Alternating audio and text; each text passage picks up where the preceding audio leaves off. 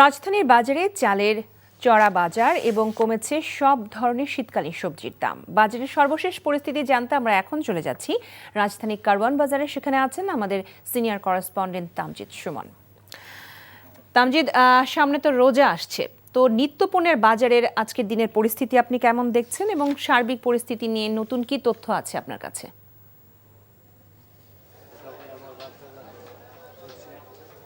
লোপা, রোজা আসার আসলে মাসখানেক বাকি রয়েছে। তবে আমি নিত্যপণ্যের বাজার পরিস্থিতি জানাতে প্রথমেই চালের কথা বলতে চাই, কারণ চালের যে অস্থির বাজার, এই গত 2 মাস থেকে যে বাড়তি দামে চাল বিক্রি হচ্ছে সেটি কিন্তু অব্যাহত রয়েছে।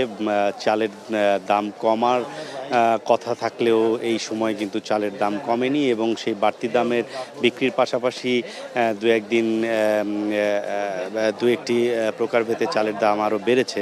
আমরা চাল বিক্রেতার সাথে কথা বলেছি যে চালের এরকম চড়া মূল্য থাকার কারণ কি। তারা বলছেন যে চালের যে চড়া মূল্যের কারণ হচ্ছে যে ভারত থেকে যে চালগুলো আসে সাধারণত সেই চালগুলো সরাসরি বাজারে সরবরাহ হচ্ছে না, কারণ বড় বড় কোম্পানির মাধ্যমে এই চালগুলো আগে গুদামজাত করা হচ্ছে এবং তারপরে বাজারজাত করা হচ্ছে, যেই কারণে যে বড় বড় কোম্পানিগুলো তাদের নিজেদের মতো করে চাল মজুত করছেন, এতে বাজারের প্রভাব পড়ছে। সেই কারণেই চালের দাম বাড়তিতে বিক্রি করা হচ্ছে এবং চালের বাজার থেকে আমরা যেটি জানতে পেরেছি, এই চড়া মূল্যে এখনও প্রায় 3-4 মাস চাল খেতে হবে সাধারণ ভোক্তাদের।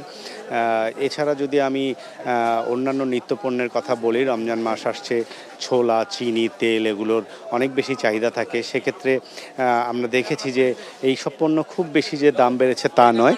ছোলা কিছুটা বেশি দামে বিক্রি হচ্ছে এবং তেলের সরবরাহ একেবারেই কম। সব মিলিয়ে নিত্যপণ্যর দাম এখন পর্যন্ত খুব বেশি বাড়তি আমরা দেখছি না।